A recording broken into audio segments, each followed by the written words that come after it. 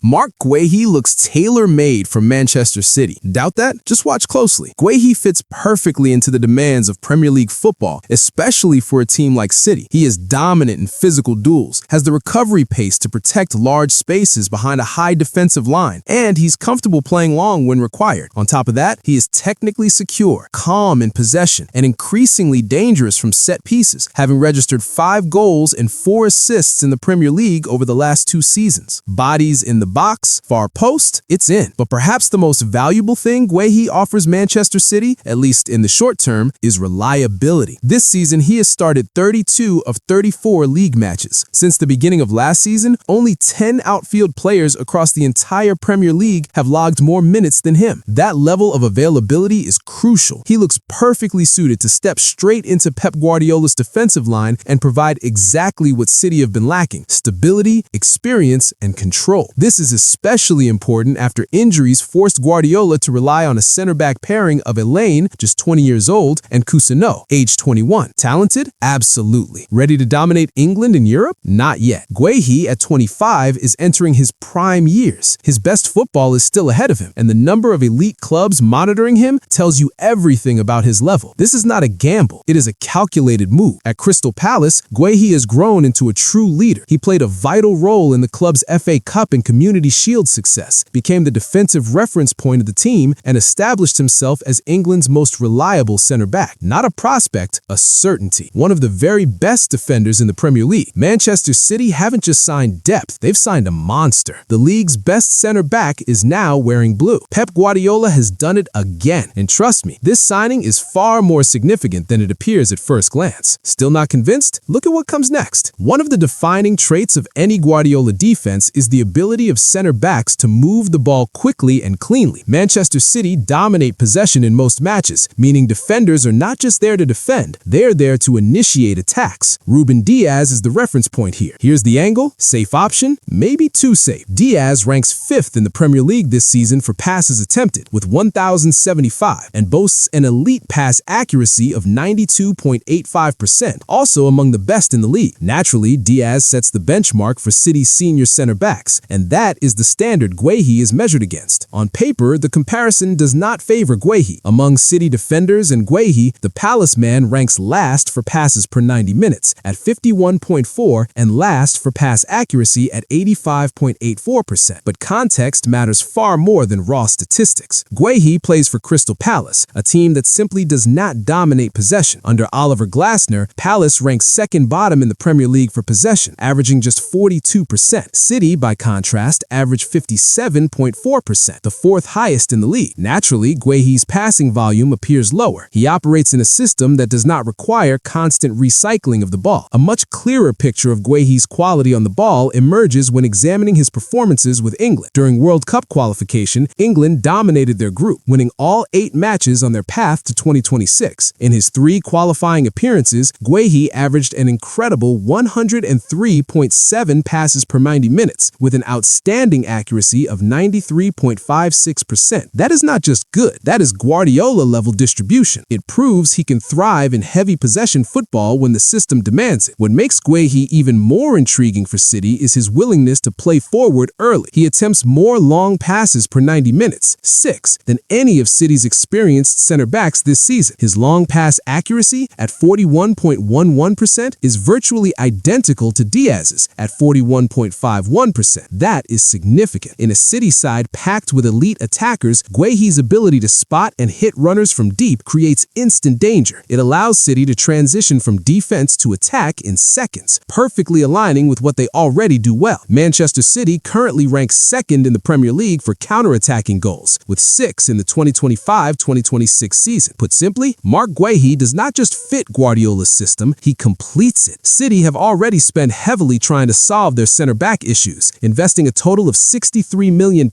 in Abdul Kodia Cousineau and Vitor Reis. But the reality is uncomfortable. Neither signing has delivered what Guardiola needed. Reis's situation says it all. He was substituted at halftime on his debut against Leyton Orient in the FA Cup 4th round and featured only once more in the 5th round tie against Plymouth. He did play in the Club World Cup, but City have since loaned him to Girona, a clear signal that he was never viewed as an immediate solution. Cousineau's story is hardly better. His debut against Chelsea was chaotic. chaotic. And although there were minor improvements in subsequent matches, Guardiola eventually dropped him entirely. Both Coutinho and Reece were long-term investments, defenders for the future, not players capable of elevating City right now. And that is the core issue. They won't help City challenge for the Premier League title this season or make a deep Champions League run. This is where Marc Guéhi changes everything. Unlike those signings, Guéhi is already a proven Premier League defender and a regular starter for England. He understands the league's tempo, physicality, and pressure. There is no adaptation period. For a player entering his prime, already elite at this level, £22 million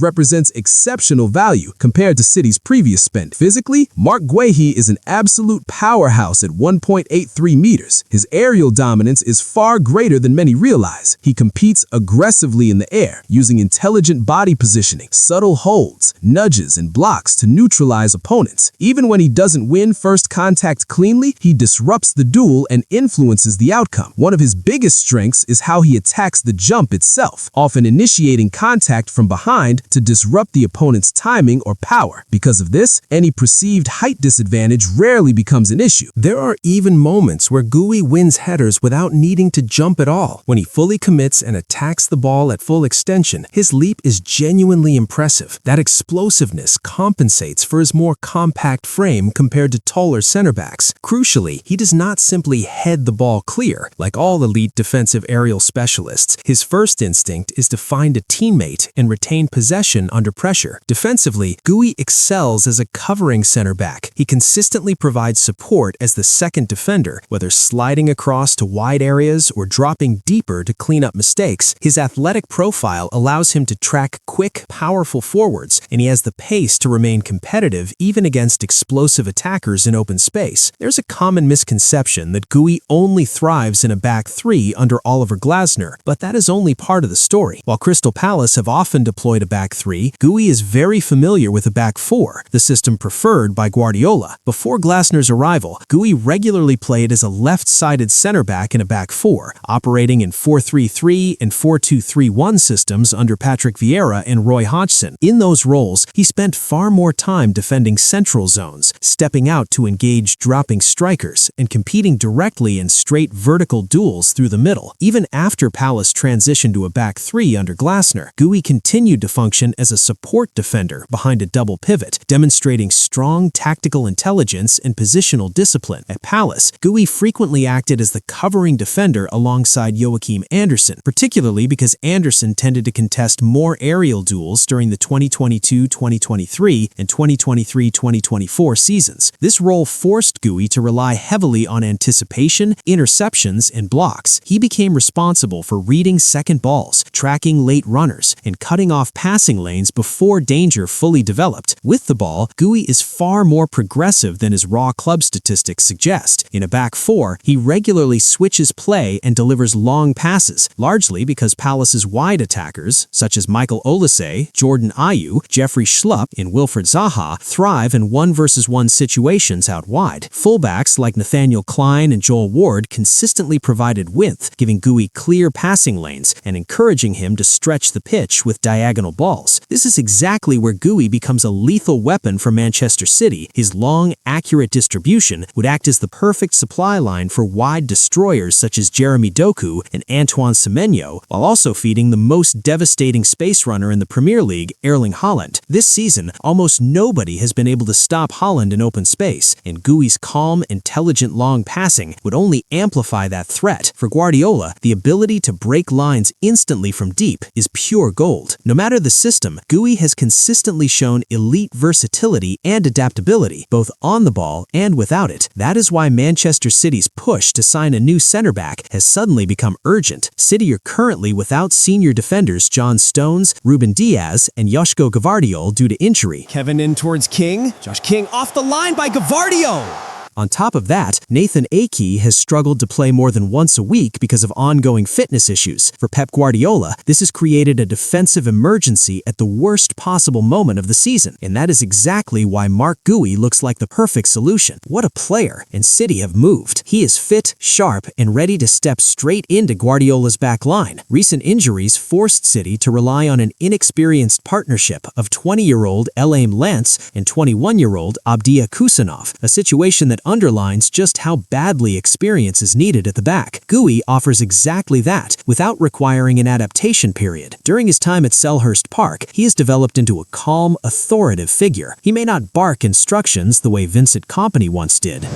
That's my thing, if we want to see this team go to the next level and do even more than every single detail, we need to be honest with ourselves and we need to be harder. But Guehi's leadership expresses itself through composure, positioning, and decision-making. He brings order rather than noise, and that kind of control is priceless in a Guardiola system. The greatest compliment you can give Guehi is that he makes defending look easy. He reads danger early, positions himself intelligently, and thrives in 1-versus-1 situations. Even against the fastest attackers in the league, he rarely looks rushed or exposed. Everything he does feels measured, efficient, and deliberate. Like Arsenal, City still have a realistic chance of winning the quadruple, even if it requires an extraordinary run to keep pace with the Gunners. The gap is not huge, and Arsenal have shown before that they can stumble at decisive moments. One slip could be enough to pull City straight back into the title race. Regardless of how the Premier League title battle ends, City are well placed to win silverware this season. They already have one foot in the EFL Cup final. Lovely touch there by Shirky, and here comes the killer blow.